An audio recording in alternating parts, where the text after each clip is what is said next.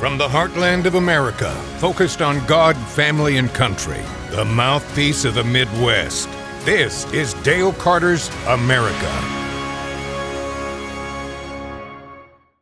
All right.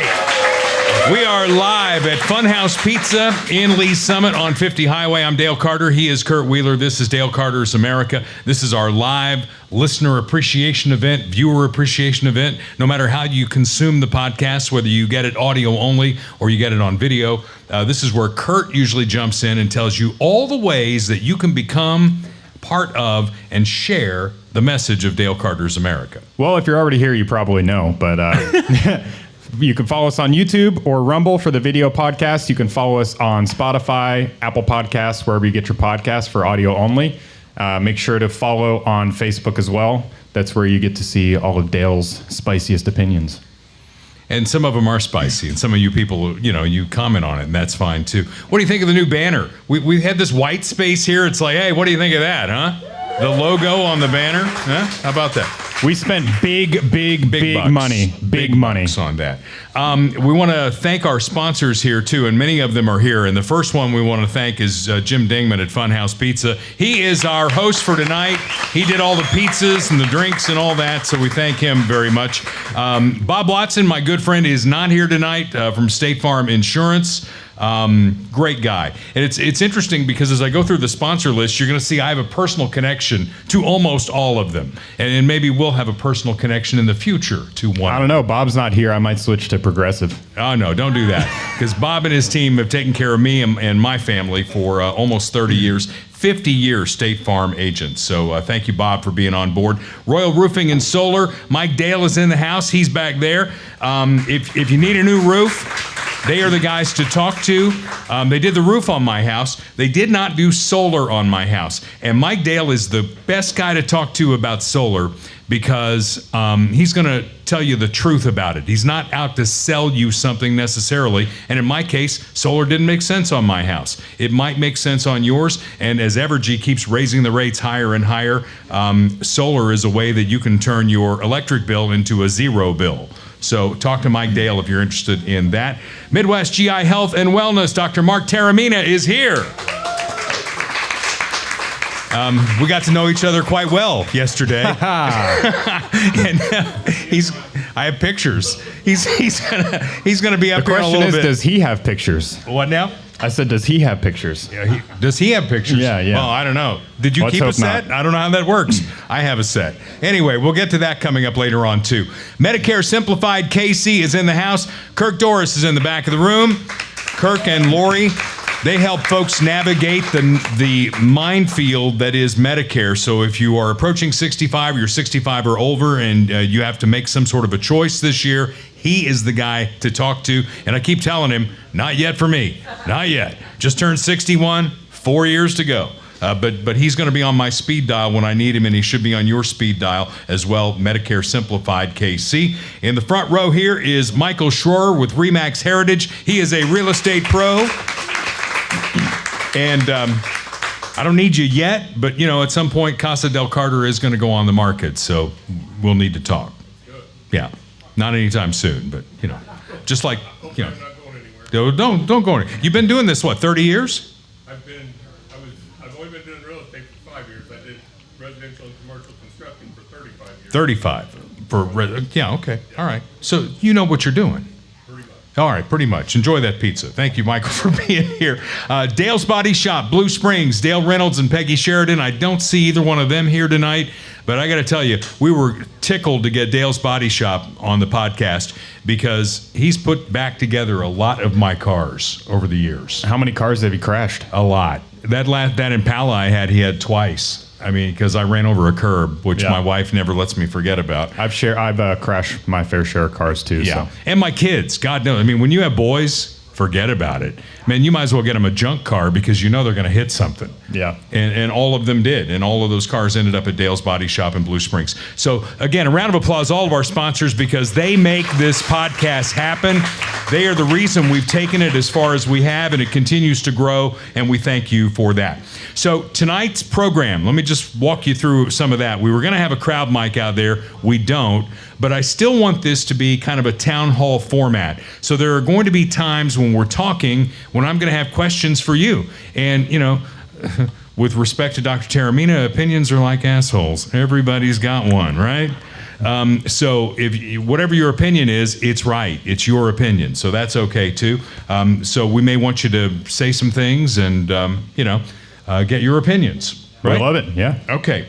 So the things that we're going to go over tonight, we're going to break down, I would say the top, what is it? 1, 2, 3, 4, 5. The top 6 amendments / propositions that are on the Missouri ballot that's coming up on Tuesday.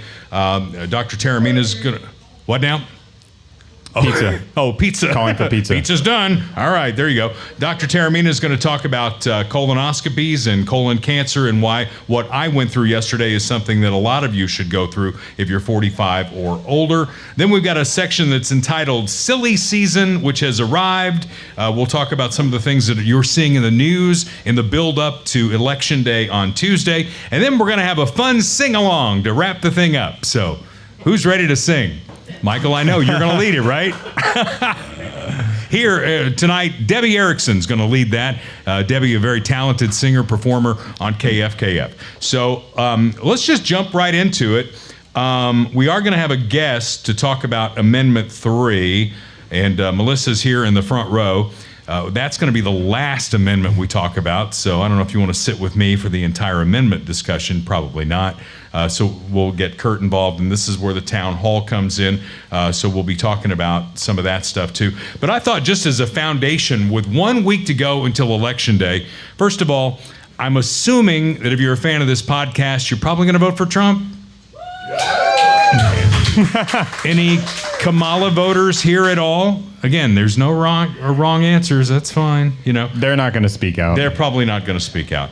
But boy, it's really interesting what's going on here in the media in the last week leading up to this. If you've listened to the podcast any length of time, you know we talk about the Democrat playbook, and man, they are wearing the playbook out. It started with 5 plays. We've added a 6th, so I'm going to go over it very quickly with you just so that we're all on the same page. Play number 1, it's racist. It's their answer to just about everything. It's racist. Play number 2. This is when you ask them any question. One of these 5 answers is the default. It's racist. Number 2, somebody has something you don't have, and that's not fair. Right? 3 is global warming. 80 degrees today. Must be global warming. How many of you drove your electric car here? You are the problem if you didn't drive an electric car here. Play number 4, Trump's fault. They're using that one a lot too, aren't they? Oh, everything is Trump. You would almost think that Donald Trump has been the president for the last 4 years. Yeah. Yeah, that's kind of how they're couching it. Play number 5, nothing to see here. They use that a lot with Joe Biden. He's the smartest guy in the White House. He's running around us. He's running circles around us. Oops, the bad debate, he's got to go. Yep. He's got to go. And then play number 6 we've added for the Kamala Harris campaign, which is the answer to any question is, I grew up in a middle-class household. Yeah. So those are your 6 plays, and now we'll jump right into the amendment breakdown. Now there's a bunch on the ballot, and what we're seeing with early voting is that it's taking a long time, right? Yeah. Lines are all the way out. And I remember in 2016, when I voted for Trump the first time, it took like a good 2 hours to get through the line. I don't remember that in 2020. Anybody else remember the lines in 2020? Was it really that bad?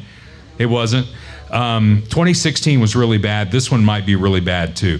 And one of the reasons is because when you vote on the Missouri side in this election, it's the encyclopedia to go through. It's not just voting for Donald Trump and then Senator and House and all that. You've got a lot of questions on here.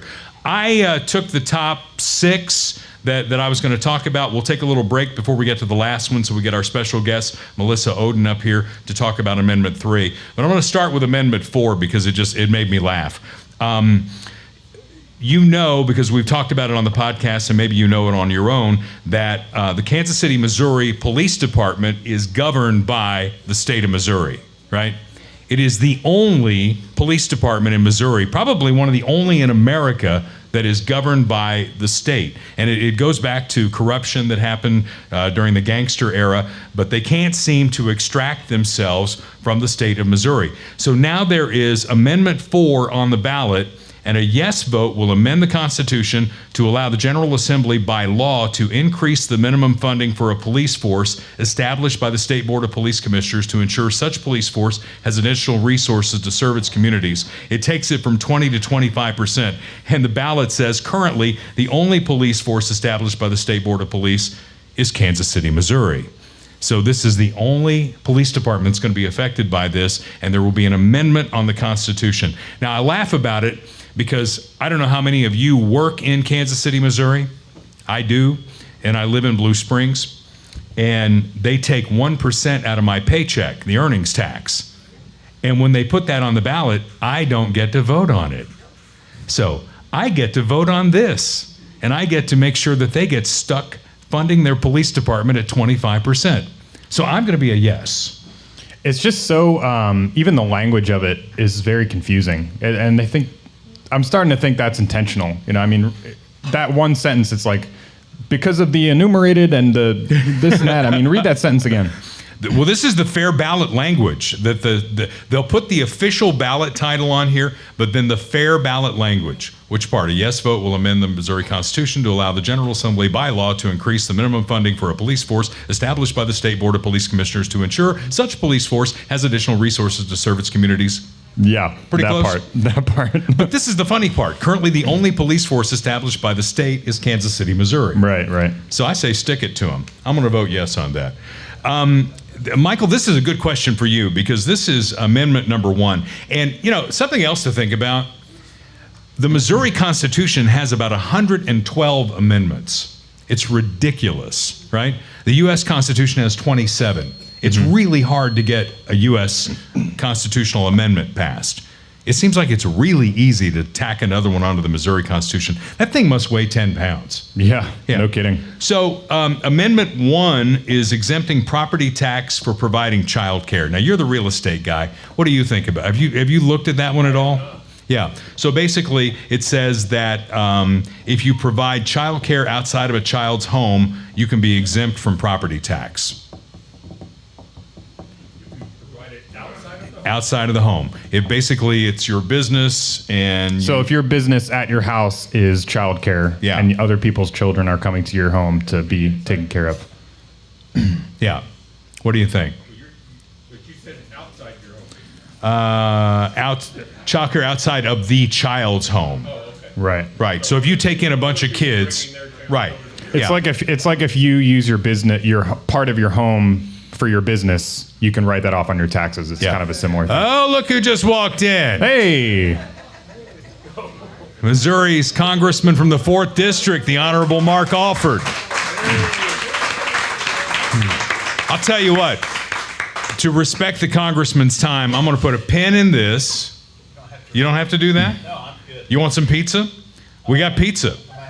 All right, in the other room over there. Well, I think the Congressman might be able to weigh in on this better than I can. Yeah, he might. Okay, we're going through the amendments that are going to be on the ballot. I know it's like crazy, right? So we've gotten to the one about providing or getting a property tax relief for basically having child care in the home. I'm going to vote no on that. Let's get him up here. You want to come up? Grab a mic. All right, Mark, how you been, my friend? I have been great, Dale. I have missed you tremendously. I tell you what, Leslie and I went to the game. Yeah. Out at Allegiant Stadium. You know, it's a beautiful stadium, but they have nothing on you and Arrowhead. Yeah. It is just a totally different vibe.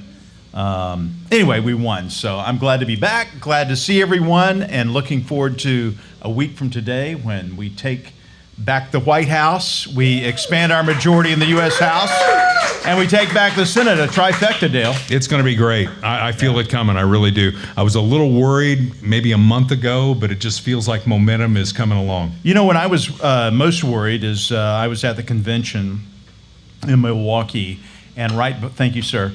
Right before that, President Trump was shot, and it was a horrible thing, and we started to see the momentum swinging. Of course, you see that during a convention. And we were expecting the same thing for the Democrats. I thought, though, we were peaking too early. And in politics, I'm not an expert, I'm fairly new to this, but I do know from my reporting days and anchoring days is that if you peak too early, it is a bad thing in politics. It's like riding a surfboard on a wave. And that wave, if it peters out, then you're going into the surf, right? I think what's happened now is that the Biden was forced out, kind of an et brute moment, and Kamala Harris got in. Yeah. And they started gaining momentum, but now she has proved to be a nothing burger. Right.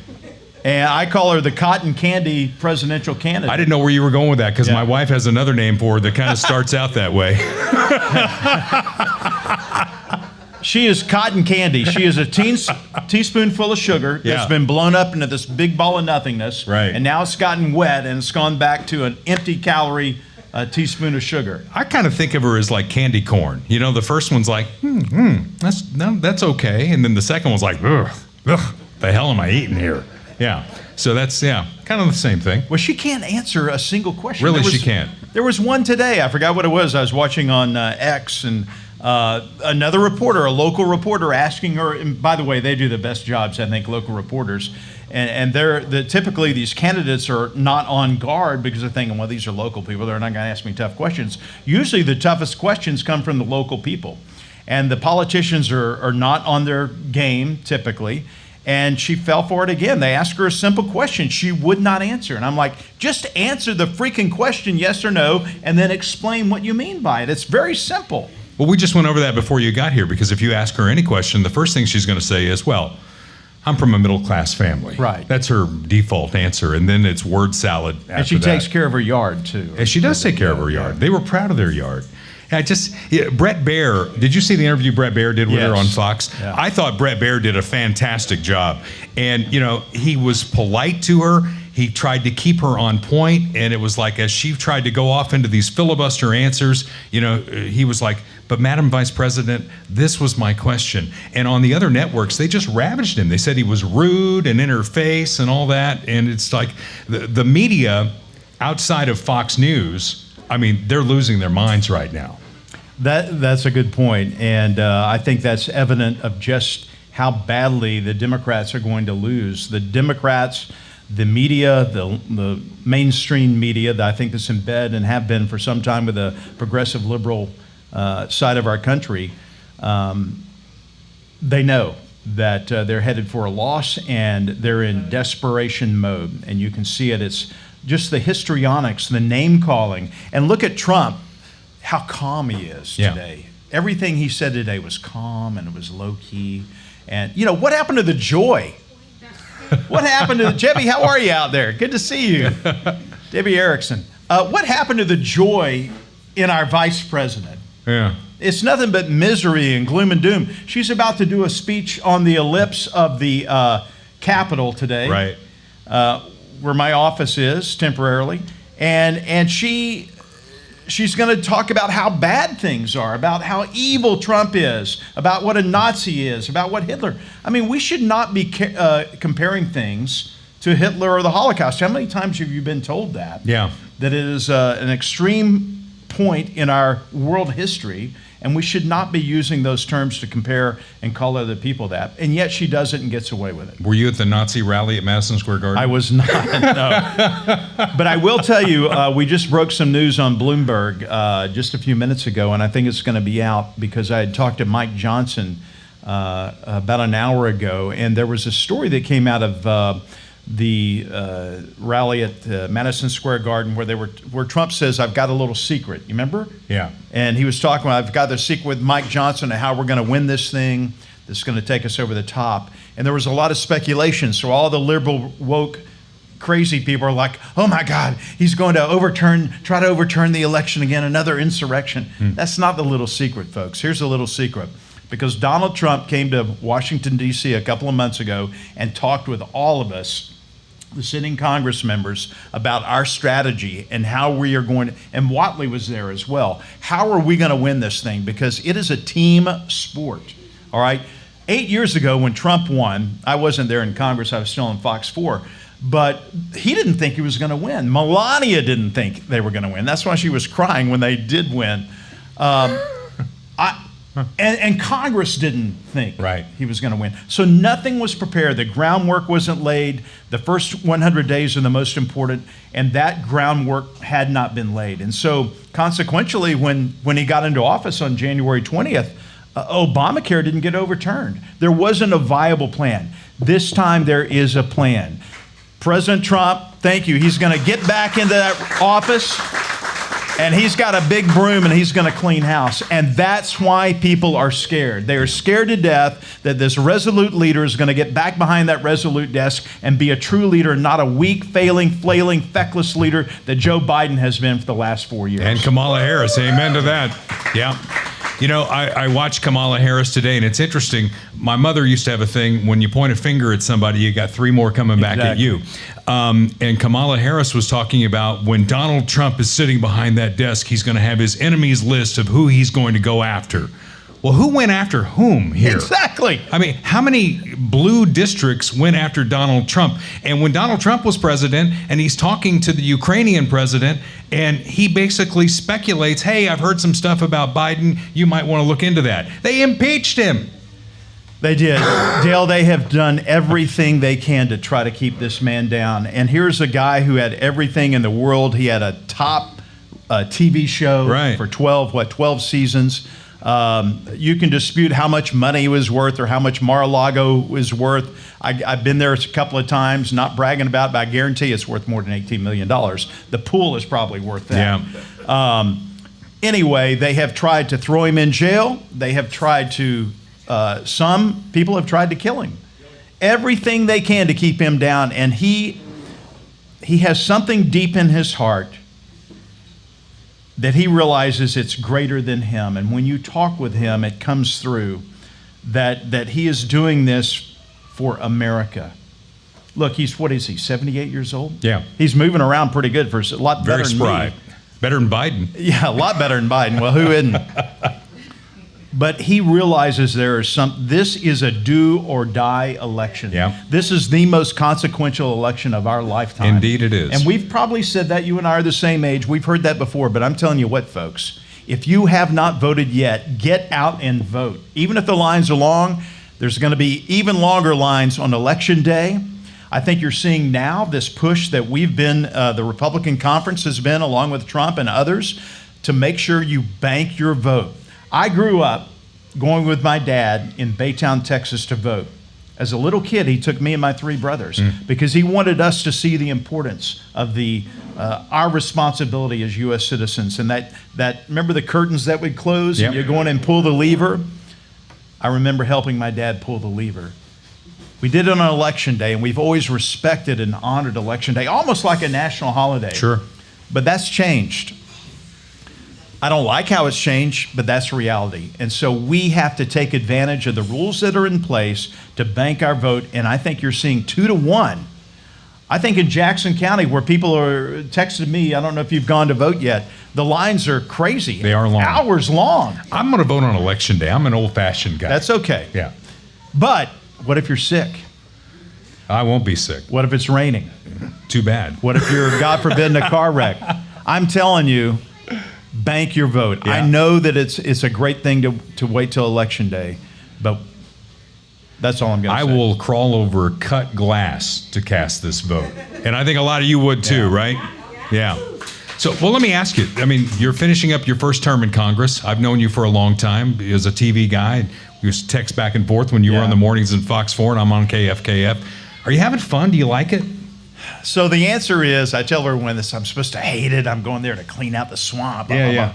Dale, I've wanted to be in television since I was in 5th grade. I think you know my story. My uncle was an anchor man. I wanted to follow in his footsteps. I got to live out my dream for 35 years, anchoring in my hometown of Houston, Texas, anchoring in Dallas, Texas, and moving here in 1998 to anchor Fox 4 Morning News with my good friends. And I thought I had done it. I had seen it all. I had experienced it all. God had given me this tremendous gift to live out my dream. On the side, I was in real estate. You know that. I do. I had a custom clothing business. I roofed houses in Houston, Texas. I had a landscaping business. You work it. I've always been a workaholic, I guess. Always had 2 or 3 side hustles going, as the young people call That's it what now. this is, by the way, a side hustle. But I'm telling you what, Dale, I have never in my life had this much passion, focus, direction, inspiration, energy for anything I've ever done. And that's when you know God is at play. That he opened this door and pushed me out this window at Fox 4 to do this, not for me. Yeah. I really don't care about being on the media anymore, although, you know, I'm on occasionally. But that's not my focus. My focus is doing things for our district, the 4th Congressional District. I represent 772,047 individuals. I don't care if you're Democrat, Republican, Independent, or agnostic, you get the same level of treatment.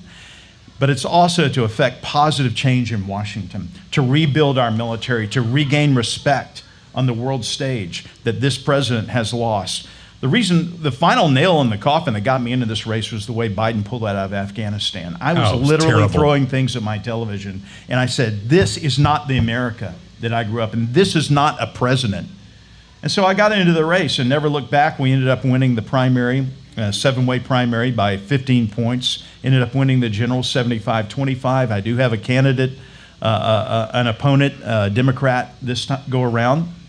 But I'm spending my time and energy campaigning for those people to get back to Washington to grow our majority. Tomorrow I leave with Steve Scalise, and we're going to several states trying to build our majority in the U.S. House, because this 2 or 3 or 4 seat majority is not working, folks. No, it's not. And we've got to get things done. Number one, I had an editorial that came out in the Hill today.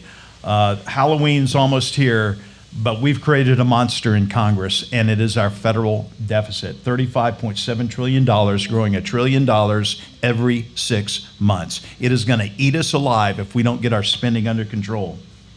Indeed it is. And, you know, the first 100 days, as to your point, is going to be very important. And I saw a report that you said Donald Trump didn't think he was going to win the first time, and he did win. This time around, he knows what he's doing a little bit. And instead of waiting for the GAO to fund a transition period, if he wins, he's going to privately fund his transition. He's already and doing get going. it. He has already put money on the table, and the transition team has started. Not declaring that he is the winner, but you have to be ready. He is going to be hit at all sides. I had an interview today with Governor Parson.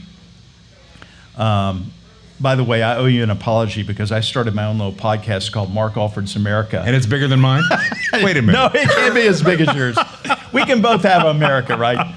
But I interviewed Governor Parson for my podcast, radio show.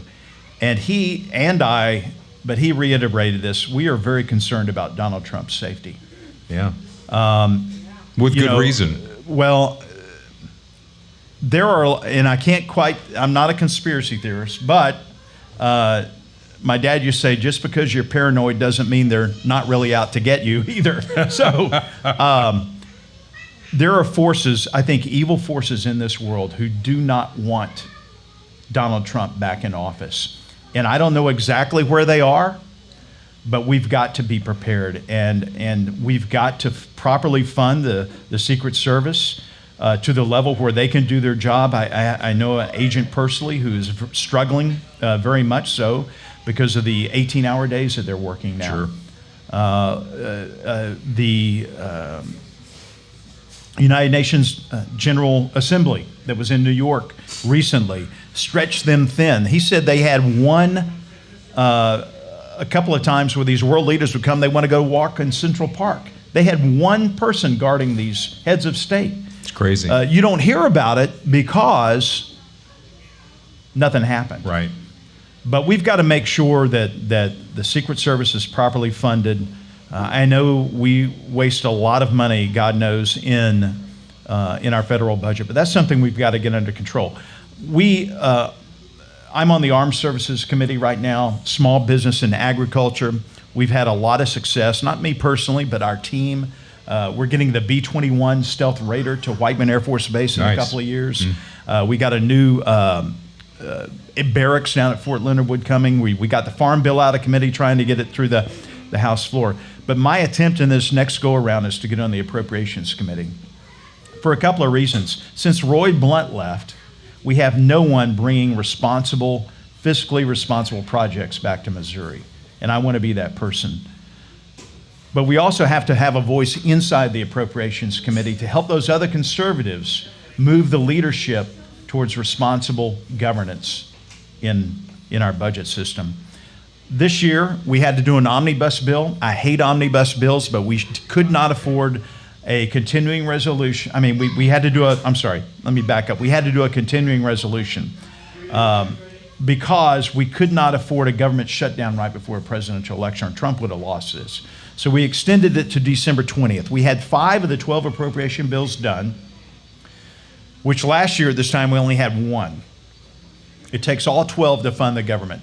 When we get back, I'm hoping we get the remaining 7 appropriation bills done so we don't have an omnibus bill before Christmas, because I guarantee you what's going to happen. The Senate, in its malaise and dysfunction with Chuck Schumer, is going to try to stick us with an omnibus bill loaded up with all these little goodies. It won't be as big as the Inflation Reduction Act of a couple of years ago. Roll my eyes on that. Yeah, but they'll stick some crazy stuff into it. Sure. And then the gun's kind of to our head, well, do you shut down the government right before Christmas and our military doesn't get paid, and they know that, or do you go along with their plans? So that's why it's important we retake the majority in the Senate. We get a new Senate Majority Leader who's gonna act like an American and not try to act like he's sticking a spoke in the wheels of our bicycle. Yeah. Well, the first 100 days could be exciting. It's going to be... Feels good. Here's what's going to be exciting, November 6th. I'm hoping we have a decision by then. By the way, if you're around town, I would love for you to come to our watch party, our election watch party. We're having at Creekmore on Tuesday, Creekmore Country Club. It starts at 7. We're going to go to whenever. We'll have some food and drink there, but we'd love to have you there. I think it's important to be together as Americans at a time like this. It's comfortable to watch in your home, but it's even more exciting because you're going to look back and think, where was I when Donald Trump won the White House back? You're going to want to be someplace memorable. Last time it happened, I went to sleep just thinking that Hillary was probably going to win, and I woke up early to do the morning show, as you do, and I turned on my TV, and the crawl said, Donald Trump, 45th President of the United States. I went, oh my God, he won. And then that's Crazy. when the anchors on CNN started crying. Remember that? Oh yeah. What's her name at ABC? Raditz. Yeah. Well, what's Martha her? Raditz. Martha Raditz. Oh my God, she sounds like she's crying when she's just talking normally, and then when she gets talking about Trump, it's like, oh my God, it's terrible. So what's your prediction for the election? Like I said, I was a little worried a month ago, and I just feel like Trump has the momentum, and in politics, it's all about momentum, especially when it's this close. And if it's a 50-50 election, think about this. Biden had an 8-point lead at this point, and it was not that close. It was very close. So when you've got a Republican who's got a 50-50 split, and he's trending in the 5 or 6 states that are going to decide the election, I think we can have a big red map by the end of the night. I think you're right. I think it's going to go well over 270, possibly 320. Right. Some of these states, even they're talking about New York being in play. Who would have thought one of the bluest states in America could go for Trump? New Jersey, and too, yet is in it's play polling now. that way. Yeah. The Trump campaign occasionally shares, I'm not a big dog in Washington by any means, but they'll send out some of their internal polling to Congress members. And it's looking good in all the swing states. And you've got to be careful because what some of these aggregate sites will do, they'll do an average of the polling, which brings the number further down because it's an average, right, over the last 30 days. But if you look at the most recent polling, which I like to look, that shows the trend, and it's trending for Trump. We've got to keep that momentum going. All right. Mark Alford, ladies and gentlemen. He's got pizza over there. It's getting cold. Thank you. Have some pizza. Say hi to your constituents here. Many of you are in the 4th District. I know I am, so he is my congressman and my dear friend, too, so I'll be voting for you. Thank you very much. And please check out our website and our Facebook and social media sites. This Saturday, we are having a prayer rally in Rainbow. It was actually Pleasant Hill, but you go there and you can find out exactly where. It's at a church there, and we are going to, Michelle is going to be there. We have many pastors there. Lamar Hunt Jr. is going to be there. We are going to be praying for the defeat of Amendment 3. We're going to be praying for the protection of Donald J. Trump. And we're going to be praying for a free and fair election in the United States of America. I hope you join us. How about that? Mark, thank you, my friend. Thank you so much. Enjoy some pizza here. And we'll pick up where we left off on the amendments here, because we have a guest that's going to talk about Amendment 3 here in just a second. Minimum wage. An amendment to the Missouri Constitution to increase the minimum wage to $13.75 an hour, and then $1.25 more in 2026 to get to $15 an hour. No, Boo. that's going to be a no. The minimum wage should be $0. That's what I think too. Anybody else agree with that? Disagree with that? All right. Yeah, the minimum wage was kind of like a training wage when I started in radio. I started in radio in 1979. I mean, Mark and I are the same age. I don't know when you got into broadcasting. What year? Legally? Legally, he says. That's funny. 82. 82. So I got in 79. I was 15 when I started, and I made $2.90 an hour. And I was doing midnight to 6 a.m. on a country station thinking, my God, I am living my dream here. I'm playing records on the radio. It's great. It's the middle of the night. I had one parent take me to work. The other one picked me up because I didn't have a driver's license yet. And my stepdad, who was in the Air Force, kept saying, you might want to think about a career in the military. And I stayed in radio, and it kind of worked out for me. But $2.90 was the minimum wage. Nobody expected anybody in 1979 to live on $2.90 an hour. It's a training wage. And Right. somewhere, the Democrats have bastardized the thing to say it's got to be a living wage. No, Yeah. it doesn't. You get your foot in the door, you get the training you need, and then you make money that you can live on. Right, and also nobody talks about the burden on business owners and people that actually pay employees, because if somebody's not worth the amount that you're paying them, then it's a net drag on the business owners. And then on top of that, like you mentioned, it's not a living wage, it's a training wage, or it's an entry level job, and then you end up with people, because of the minimum wage, you end up with people who have been working for 20 years at McDonald's as a cashier, because they feel like they can barely scrape by, even though they're not making their rent, they're not paying their bills. They're getting enough because of the minimum wage that they don't have to. They're not forced to advance in the industry at all. Yeah. Not to mention, we also have automation, which is happening all over the place, especially in things like fast food and other industries. And if you want more automation, increasing the minimum wage is the way to do it. And I believe the market works every time it's tried.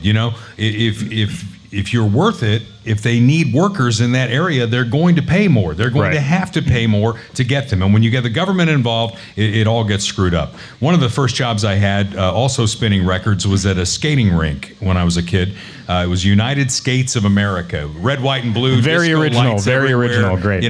And Hugh McGee was the guy that I worked for. And he got an exemption, and he didn't have to pay the minimum wage. And the workers all got together and said, hey, we want to make minimum wage. And this is where my thinking on this became very clear. Because Hugh got all the employees together, and he said, yeah, I could do that, but then I wouldn't need you, or Right. you. And all of a sudden, that argument went away because we liked working there. It's a simple math equation. You have $40, and that's what you have. So are you going to pay 4 people $10 an hour, or are you going to pay 2 people $20 an hour? You still have $40 either way. You're not magically getting more money. So are you firing 2 employees, or are you keeping the 4 people that you have? Okay, Amendment 7, I think I can get behind. This one says, make the Constitution consistent with state law by allowing only citizens of the United States to vote. First of all, did you ever think we'd get to a point where we have to have an amendment to the Constitution that says only American citizens can vote? Ridiculous. Ridiculous. All right. Amendment 2, the gambling provision here, online gambling. Where's everybody at on that? You don't like it? You like it? Round of applause for yes on 2. Okay. And round of applause for no on 2. Okay, so it's kind of split here. And, they say in here that the money would go to education and all that. Yeah, I know. But here's where I come down on that, because I'm in the radio business, and I'm a whore, and I like to make money and all that. And right now, it's legal in Kansas. It's not legal in Missouri. So we don't get as much money at the radio station from these folks, because it's not legal in Missouri. So I'm going to vote yes on it. I'm going to go with about half the people here. Half of you aren't going to like that. That's fine. That's what politics is all about. But, people are going to gamble. People are smoking pot. We passed that too, right? Yeah, I mean, I'm not necessarily against it on principle. I don't think that we should encourage people to be like degenerate gamblers. You know, I mean, that's a real problem that a lot of people face. And, Well, now part of the funding has to go to the Compulsive Gambling Prevention Fund. Yeah, okay, yeah, whatever. And I mean, part of it too that like I said, I'm not necessarily against it on principle, but the messaging is what really upsets me, and it reminds me a lot of the messaging around the stadium vote, where they were trying to say, well, if you don't vote yes on this, we're going to lose the Royals, we're going to lose the Chiefs. It's totally dishonest. And what they're saying about all these commercials that you see on TV for Amendment 2, it's, do you want to fund our schools? Do you want children to go hungry at lunch? You know, do you want them to have a good education? Well, you need to vote for this gambling bill. It's like, what? Just be honest. Just be honest. Just say, we want to gamble on sports in Missouri because they can do it in Kansas. If that was the case, I'd be maybe more likely to vote for it. I don't know what I'm going to do, but it's just it's annoying, you know, the dishonest messaging. Well, you know, we rely on advertising and radio, and we'd get more of it if we had this. Yeah, well, this ain't radio, again, buddy. I'm a whore, so at least I'm honest about it, right? All right. So we move on to Amendment 3, and that's where we have our special guest, Melissa OHDEN, who is going to join us. So this is what's called in the business a creative edit. Yes. Then you're going to see, if you're watching this version, you're going to see Kurt disappear, and you're going to see Melissa come in, almost like Bewitched. How about a round of applause for Melissa?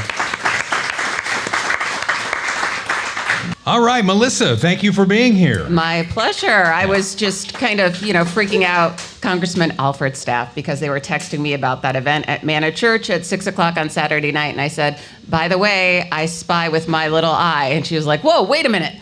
He's there? So that's sort of fun to do. Well, there you go. So we're talking about Amendment 3. And that's the last amendment we're going to talk about, and it is a biggie, and it is the third rail of politics. When you touch the abortion question, you've definitely touched the third rail. Do you want to amend the Missouri Constitution to establish a right to make decisions about reproductive health care? Nice how they couch that, right? Reproductive health care, including abortion and contraceptives, with any governmental interference of that right presumed invalid. Now, to me, that means abortion with no limits. That is what it means. On demand without apology, right? No regulation, no restriction. Now, and they talk about they want to get Roe versus Wade back in at a federal level. And Roe versus Wade, correct me if I'm wrong, because you know a lot more about this than I do, it had restrictions left to the states for the second and third trimester. Right. And so that is the reality, right? We're talking about abortion 6th, 7th, 8th, 9th month of pregnancy. And this is what they want to tell us, right? You guys are so wrong. You're blowing this out of proportion. I mean, some of you might recognize my name. You might recognize my voice. You might have seen me on television here recently. KCTV had done a piece. I am literally someone who survived my own abortion procedure as a baby. Yeah. That is why I know about this amendment. This is why I'm here to talk about it. I serve babies who survive abortions around the world and their mothers who are impacted by that and their families. I've met Trump in the Oval Office. I'm headquartered out of Kansas City, but I travel the world speaking truth and fighting against policy that is killing children and harming women and families. And so I want people to know the truth about this amendment. Yeah. So when you hear Kamala Harris talk, she says nobody is saying anything about late-term abortions. We don't support late-term abortions. And then I saw, AB video that shows cases where there are late-term abortions, and they're happening all across this country. Right, that's 1% of abortions that we can put our fingers on. That's 10,000 abortions. The reality is sitting right in front of them. Even when we're talking about Tim Walz and Born Alive legislation, y'all, everything you have seen and heard about Governor Walz and what happened in Minnesota is true. If you haven't read those state reports, my staff and I combed through them. In one state report alone in 2021, 5 babies like me survived abortions. Not a single one of them were provided medical care. That is atrocious. And because that wasn't enough for the Democratic Party, that's why they introduced sweeping legislation in Minnesota that radicalized the state, overturned all of their pro-life laws, and therefore also stripped protection and reporting for babies like me who survived abortions. I was poisoned and scalded for 5 days back in 1977. I mean, y'all can do the math. I'm 47. It's fine, right? As we're talking about how old we are, people are like, 47. Yeah, it's great, actually. It's great that I'm alive because I was poisoned and scalded and delivered in the final step of the abortion procedure, believing I would be delivered dead. So when they want to talk about abortion and they want to talk about what happened in Minnesota, why don't they listen to people like me? Yeah, they should. Do you want to get into any more of your personal story? You can ask me anything. All right. Well, tell me about your personal story. You say you were a survivor of abortion. Walk me through what happened. Yeah, my birth mother really fits most statistics when it comes to abortion. She was 19. She was a college student. She was forced by her family to have that abortion. That saline infusion abortion was the most common one performed back then, but they stopped performing it years ago because too many of us actually survived the procedure. Our website I encourage people to go to is abortionsurvivors.org. It's relaunching Thursday of this week with tons of data, like a sample out of Quebec of 14,000, nearly 14,000 second trimester abortions that had a failure rate of 11.2%. Huh. How That's far not along? what you hear. How far along was she when the abortion happened, or when the attempted abortion happened? I'm one of the few survivors who has medical records. Obviously, the abortion industry doesn't like us Sure. to have our information or know our stories. But my medical records show my abortionist wrote 18 to 20 weeks on my medical records. But I mean, spoiler alert, abortionists don't perform adequate exams very often, especially in today's world with chemical abortions, right? With abortion pills, women don't know how far along they are. They are not going in to see a medical provider. So women are taking abortion pills not knowing how far along they are. In my birth mother's case, he estimated 18 to 20 weeks. It didn't provide an adequate exam. And when I was finally delivered alive after soaking in that toxic salt solution for 5 days, I weighed almost 3 pounds. And so a neonatologist remarked that I was probably about 31 weeks. Wow. So that's also how late-term abortion happens. Women don't know how far along they are, and so late-term abortion also happens that way. It's crazy because, you know, when I hear the talk about abortion, and I have my own personal views on it, but we have to put it in a public policy Right. position. Okay, my personal thing is I'm against it, right? But how does that relate to public policy? And you've got people on both sides who are screaming so loud that I don't think they're hearing each other. And I'm wondering, as a public policy matter, is there a point in time where it could be acceptable? Is there a week number where it could be acceptable? I've heard Donald Trump talk about this. He says he's personally against it, but 15, 16 weeks is probably the right number. And a lot of the European countries, the Western civilizations, that's where they are. Well, I can tell you, I think Congressman ALFORD talked about this. You know, Trump is a very passionate man. And when I was preparing to meet him in the Oval Office back in 2019, some of my friends said, Melissa, we know the way you think, okay? You're assessing the situation and thinking, you know, I really wish he would talk about this in this way. And I was like, yeah, 100%, right? That's how I want him to. They were like, you can't expect him to talk about it like that because he understands it in his gut and things just come out of his mouth, right? He's Right. passionate. You are cerebral and you've experienced and you live this as a clinical social worker and as somebody who does this work. So you can't expect him to talk about it the same way you do. And the way he talks about it, you're right, is when he is analyzing and he surrounds himself with very intelligent, right, just brilliant people who are analyzing policy and saying, yeah, you know what, we don't match up with Europe. So could we introduce a minimal standard? You know, for somebody like me, trust me, I hear conversations every single day, and I have some really hard conversations with people about their abortion experience, but I do it with compassion and love. But my question always is, so if my birth mother would have been 18 weeks pregnant with me, would that have been better? I don't know. I mean, Because I still would have died. Yeah, I'm asking what the number is. And so I would have died probably, and my children never would have lived Right. because I would have died. I get it. Right? So the way I talked about this to a national reporter recently, because they were trying to kind of throw me up against the wall, right, and say, other pro-life leaders are saying publicly that they're frustrated with President Trump. What do you say? And I said, well, first of all, if I wanted to call out anybody that I was frustrated with, we'd be here all day. Point one.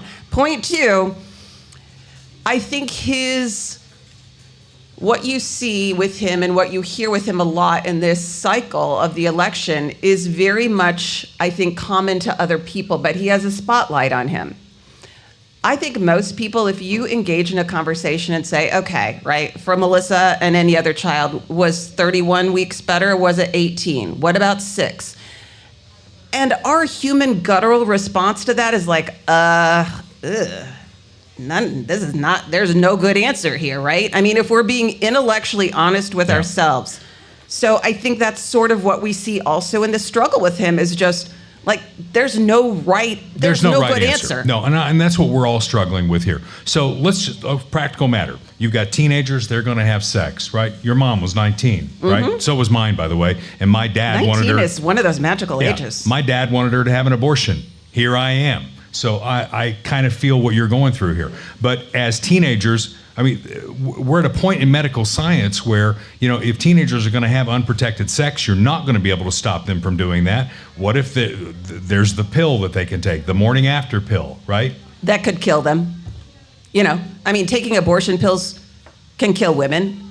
I would love to see some honesty out of the abortion industry of like, hey, you know what, women, abortions, you know, they're not always successful, and so that results in a live birth.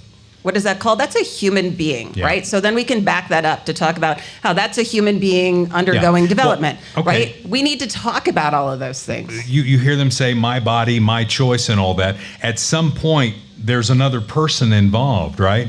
And when does that person become somebody that we should fight for? I think that's where the debate is. It is, and I've asked members of Congress that. I've testified before Congress, I don't know how many times. The last time was in June of this year with Senator Bernie Sanders and Patty Murray. I was super popular that day, as you can imagine, right? They didn't breathe a word in my direction. I'm used to it at this point. But I've asked them many times, you know, how do you reconcile all this discussion about women's rights to abortion when if I wouldn't have been born in the first place, I never would have had a single right? True. That's true. There is no response to that because, again, people know the answer. Yeah. And, you know, Kurt, my partner down there, will tell you that the Declaration of Independence talks about, you know, the right to life is basically in the Declaration of Independence. Yeah. So, all right. So anybody going to vote yes on Amendment 3, and would you admit it if you were? Would you say it right now? By your applause, will you vote no on Amendment 3? All right. You've done your job. Thank you. You've done your job. Give it up for our guest, Melissa OHDEN. Thank you for coming. Thank you. All right. Dr. Mark TAORMINA is with us. Give it up for Mark, one of our many sponsors on Dale Carter's America. And we're glad to have you with us. Thank you, Dale. It's glad to be here. You and I got to know each other a little better yesterday. Yes, we did. You have a great business there, and you are literally saving lives by doing these colonoscopies. And now you're encouraging people to do it even younger. When I got my first one, it was like 50, right? And now it's 45. Why is it 45? Well, we're seeing more and more young people have colon cancer, and in fact, about maybe 10% of people that are newly diagnosed with colon cancer are below the age of 50.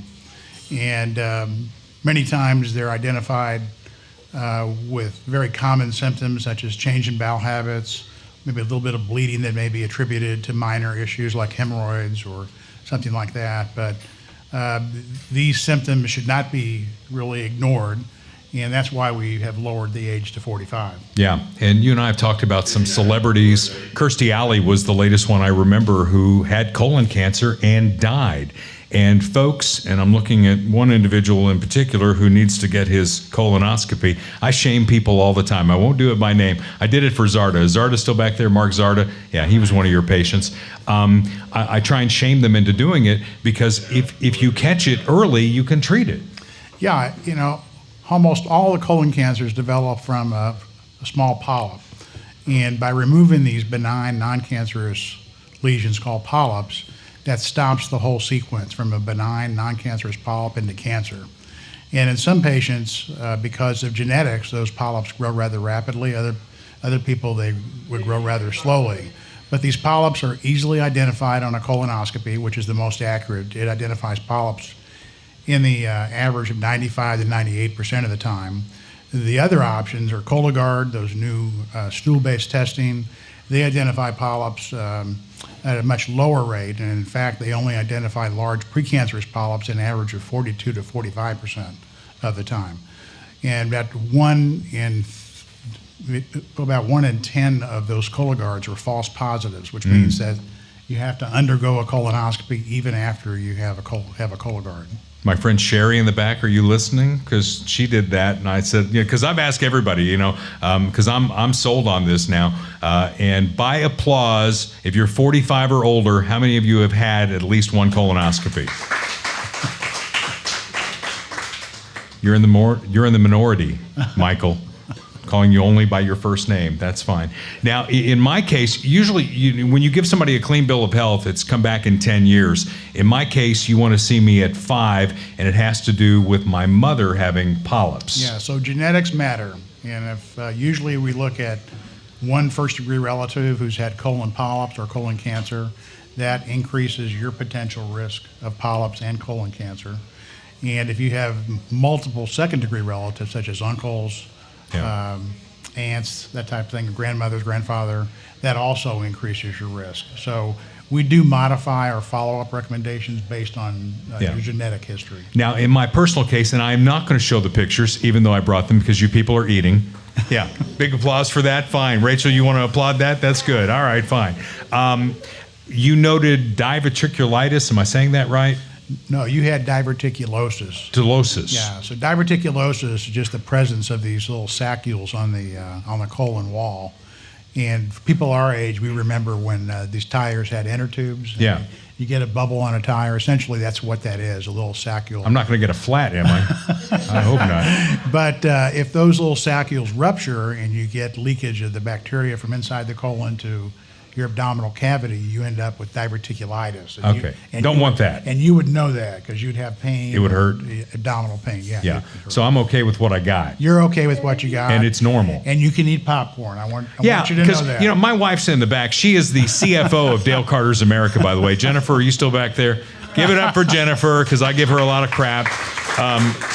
And, she is the house physician at Casa del Carter, so she knows as much as you do. And she's like, I like popcorn. It's one of my favorite snacks, right? And they have these big bags of it at Hy-Vee, and I buy, whenever it's on sale, I buy like 5 or 6 of them because I'm addicted to it. She's like, you eat too much popcorn. That's why you're blah, blah, blah, blah, blah. So you're telling me that that's an old wives' tale. That's an old wives' tale. There's a lot of people who recommend staying away from nuts, popcorn, seeds. There's no scientific evidence-based medicine that shows that makes any difference in diverticulitis. And you told me that if you saw any popcorn husks or whatever up when you were up in there, did you see anything? I didn't see any double bubble from 1965. I didn't see anything in there. Yeah, it was very clean. She doesn't like the smell of popcorn. It's all about her. That's what we're getting back to here. So another thing about the colonoscopy that a lot of people don't like is the prep. Yet this was my second one, and I thought the prep went a whole lot better. So there have been improvements. There's been a lot of improvements, and when I first started this, the only option was a gallon of fluid. Now it's about half that, sometimes even less. And we have an option with just pills and drinking water. So we try to make it as palatable as possible. That's the main complaint. Yeah. And but versus a colonoscopy versus using a Cologuard, there's really no comparison in terms of the accuracy and the ability to actually remove a polyp with a colonoscopy. Yeah. Now I was out. How long were you guys up in there? Anything happened while I was out that I wanted? No longer than we needed it. Dr. Mark TAORMINA, Midwest GI Health and Wellness. If you have not scheduled that colonoscopy yet, this is the guy, all right? They do it all right there in Lee Summit, right? One-stop shopping, you're in and out before you know it, and then you're somewhere eating a big meal, which is what I did, all right? Thank you, sir. I appreciate you very much, Dale. Appreciate your friendship. All right, thank you. And appreciate you taking care of me, too. And somehow, magically, Kurt has appeared again in the shot. Here we are. How does this happen? Magic. I feel like I'm watching Bewitched in the 1970s. It's like, boom, and there Just he like is. Hollywood. Yeah. And a lot of you don't even get the Bewitched reference, which is fine. I don't care. Okay, silly season has arrived, and some things I want to run down here. The mainstream media, as Mark Alford said, is in complete meltdown. There's a Scripps Ipsos poll out that says Americans expect violence after the election. Nearly 60% of Republicans and 70% of Democrats think there will be violence. By your applause, do you think there will be any violence no matter how this goes? Really? Okay. A Pew survey says a majority of Americans believe we'll have a clear winner on Tuesday. Do you think, by applause, that we'll have a clear winner on Tuesday? Not many of you think we'll have a clear winner. Interesting. Any thoughts on either of those things? Well, I mean, we saw who was violent after the 2016 election. So, I mean, there's been violence, you know, a lot of violence. But I don't know. I mean, I think things are a little bit different now. There's a little bit less scare tactics about Trump. I mean, people have seen him in office for 4 years, so I think it's a little bit less heated now. The temperature's kind of come down a little bit. They're trying to bring it back up by calling him Hitler and all these other things, but you know, we'll see. And then what was the other one? That we'll have a clear winner. Oh no, definitely not. I mean, yeah, they've already, in some of the swing states, I think Pennsylvania, maybe Michigan, some of the public officials have already come out and said, well, it could take us up to 12 days to count the votes. You know, they're like putting it out there. Yeah, pre-cheating, exactly. They're putting it out there to say that, you know, to make the expectation that we won't know on election night. And that's from all the mail-in ballots and ballot harvesting and all this other stuff. I saw this thing, this little segment on YouTube, I think it was in Pennsylvania, where the lady goes through and she talks about how they get in the mail-in ballots and then they have to take it out of the envelope and then they take another thing out of that envelope and then they have to have, you know, count them all. And it's like, well, how long does that take? And she's like, it takes about 2 to 3 minutes per ballot. I'm like, so it takes 2 to 3 minutes to take an envelope out of an envelope and then another envelope out of that envelope and put it into a machine? That takes 2 to 3 minutes? Give me a break. All right, moving on. The media calls Trump's Madison Square Garden rally reminiscent of the American Nazi Party rally there in 1933. You've seen the black and white images of that. There was an American Nazi Party before World War II, and they had a big rally at Madison Square Garden. Of course, what they don't talk about is all the Democrats who've had rallies at Madison Square Garden. And you got to remember, New York City is Donald Trump's hometown. Yeah. Well, you know, the New York Rangers, the hockey team, plays at Madison Square Garden, and they cheer. There's fans there cheering for the hockey team. Yeah. You know what else they did? In the Nazi rally at Madison Square Garden, they cheered very loudly. So there you go. Coincidence? I don't think not. So. Harris campaign tagging Trump and Republicans who support him as basically any Republican as a Nazi. Is that effective? I don't think it is, because they're seeing polling internals that say it's not effective, yet they continue to do it. Yeah, it's just a sign of desperation, honestly. I mean, they're going in the wrong direction. Harris is very unlikable. I don't think many new people that already are not convinced that they're voting for Harris are going to change their minds between now and Election Day. So they're just kind of pulling out whatever they can and grasping at straws. And I think the interesting thing is Israel, in case you don't know this, named one of their towns Trump Heights. Did you know that? Trump Heights is in Israel. He's also the one who authored the Abraham Accords, getting countries that are surrounding Israel to start working with Israel. What has Joe Biden done the last 4 years? He snuggled up to Iran, which last time I saw lobbed about 150 missiles into Israel, right? Which Israel retaliated for. But that's a huge difference in my mind. Yeah. You've got Trump, who basically calmed down the world, and you've got Biden, the disastrous withdrawal from Afghanistan that we've talked about here tonight, and then snuggling up to Iran after Trump basically told them to pound sand. Yeah. And with the MSG thing in particular, they were trying to call it a Nazi rally. I mean, there was people flying Israeli flags there. There was all kinds of different speakers and, you know, every color and creed of people. I mean, I don't think it really does much good to try and refute that, you know, say, oh, we're not Nazis because X, Y, Z. It's just, don't even give it the time of day. I mean, people that actually genuinely hear that and say, oh yeah, this is a Nazi rally, we're not going to reach them. They're not worth the breath, you know, in my Anyone opinion. here of the Jewish persuasion? Probably not. Okay. Just curious how it hits you and all that. This is Missouri. I don't think we have too many Jews in Missouri. There might be like a few, you know. Yeah. I'm just wondering if anybody's going to have a bumper sticker, Jews for the Nazi.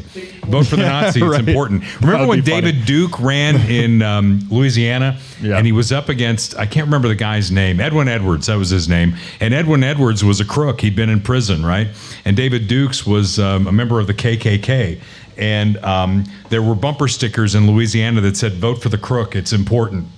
So, and he won too. Well, that's like this is getting way off topic Yeah. here, but there's been a few like liberal journalists and stuff that put these super biased polls on Twitter, and it's like, who are you going to vote for? The first black woman president or the convicted felon? And it's Yeah. like 97% convicted felon. It's like felon.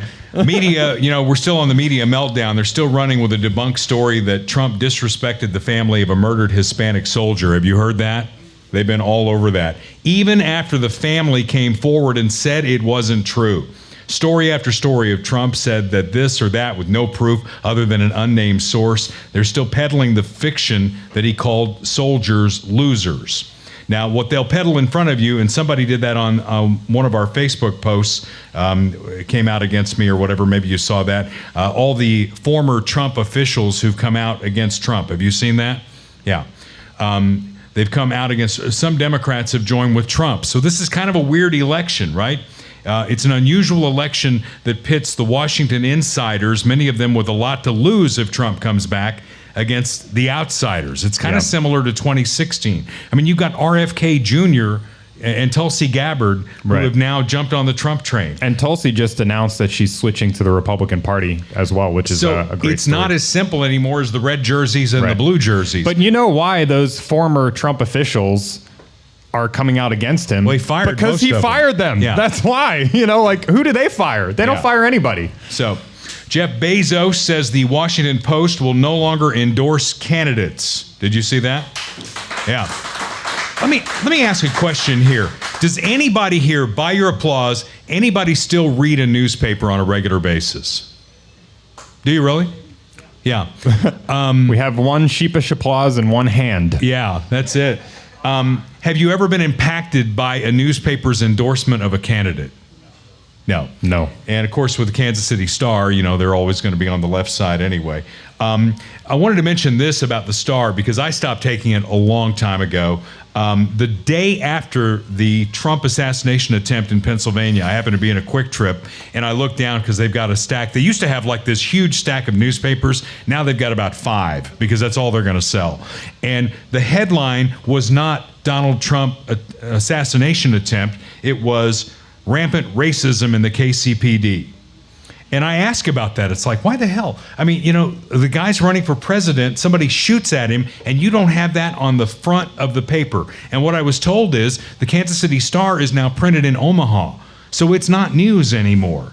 It's a day and a half old by the time they get it. So the newspapers are circling the drain anyway. Jeff Bezos owns the Washington Post. He's trying to save it. He says he's going to add conservative voices to the Post. I don't know if that's going to work out or not. That's not going to save him. No, NPR reports that since they made the decision not to endorse candidates, and let's face it, they weren't going to go out on a limb and endorse Kamala Harris. That's what this is all about. NPR reports 200,000 digital subscribers have bailed. That's where a newspaper is trying to stay alive, is with digital. Does anybody subscribe to the Star's digital footprint? These two. These two, right here. The same guy that didn't want to clap earlier. Yeah, Who shall okay. remain nameless. Nobody else, right? Okay, fine.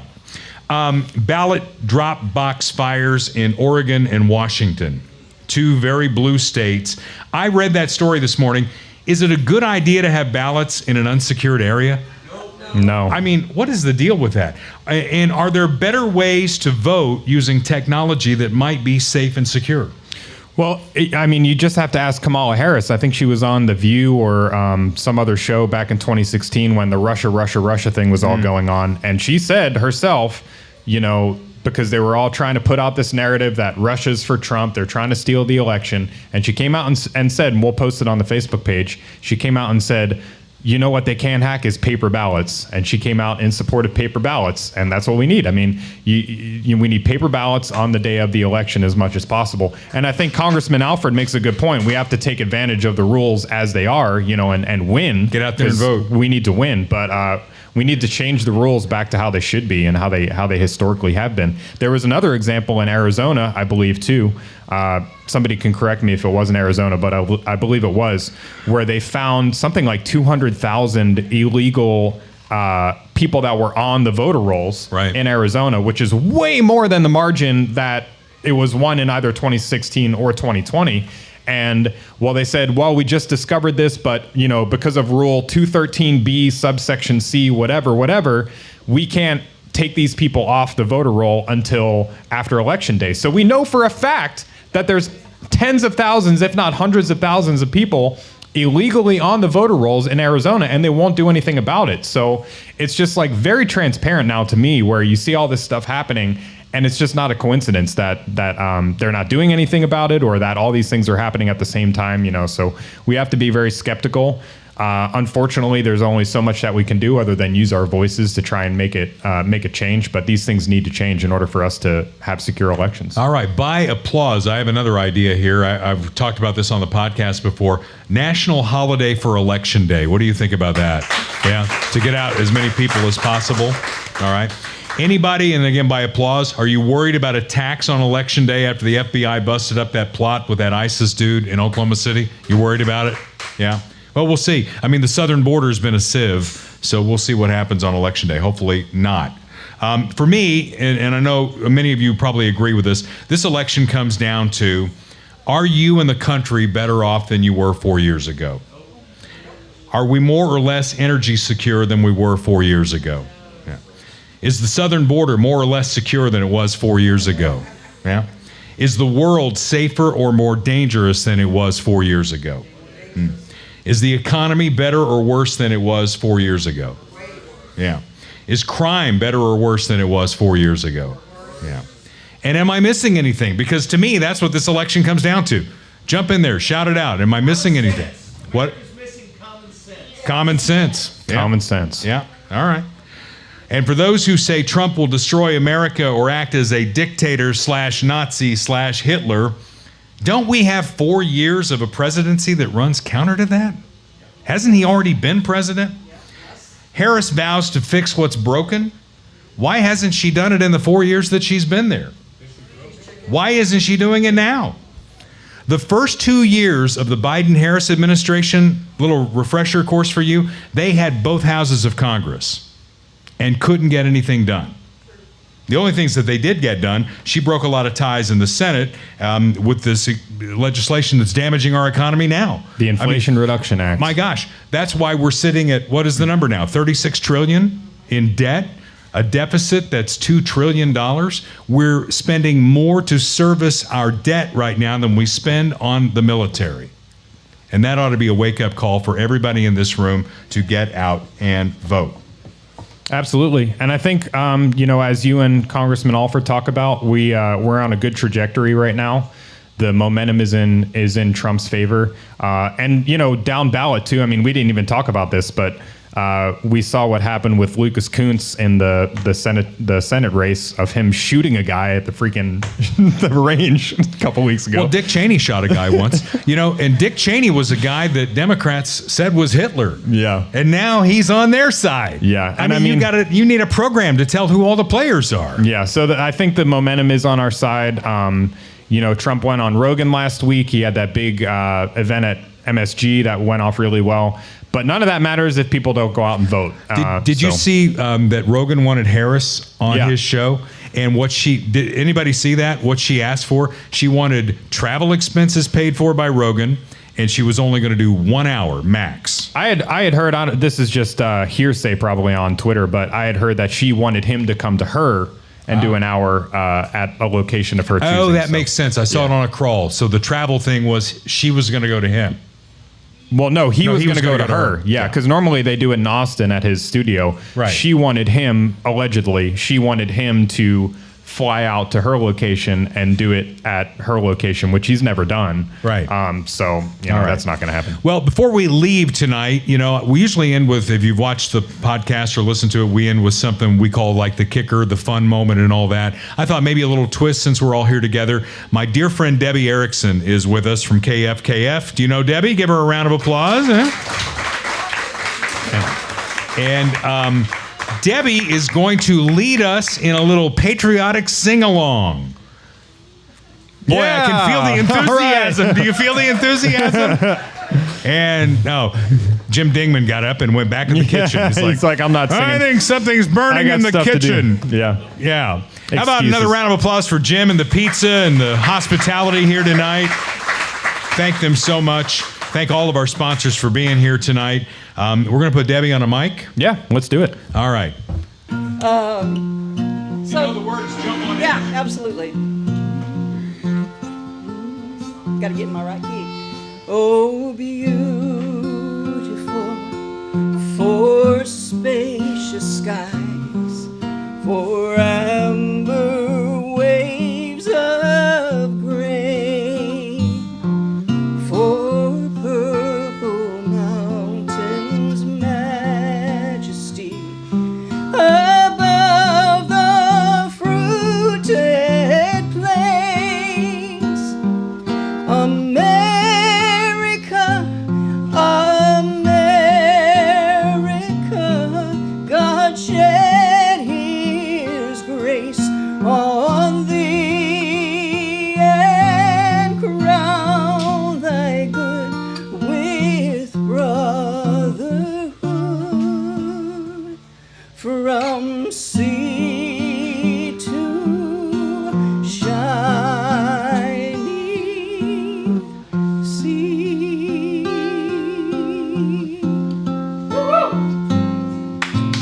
God bless America,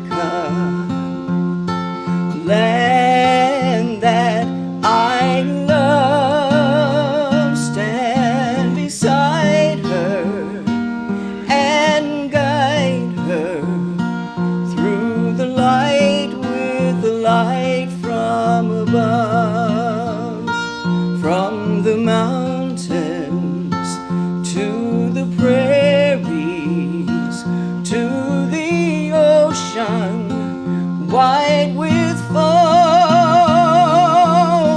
God bless America, my home, sweet home. From the mountains to the prairies, to the ocean white with foam. Oh, God bless America, my home, sweet home. God bless America, my home, sweet home. How about that? Nicely done. All right, the next episode of Dale Carter's America will be after the election when we're talking about President Donald J. Trump, the 47th President of the United States. Thank you all for coming. Until next week, this is Dale Carter's America. The views expressed on Dale Carter's America are Dale's and Kurt Wheeler's. They do not necessarily reflect the views of KFKF or Steel City Media. Comments can be sent to dalecartersamerica@gmail.com. Check back for weekly episodes. Subscribe, spread the word, and give us a 5-star review. Thanks for being a part of Dale Carter's America.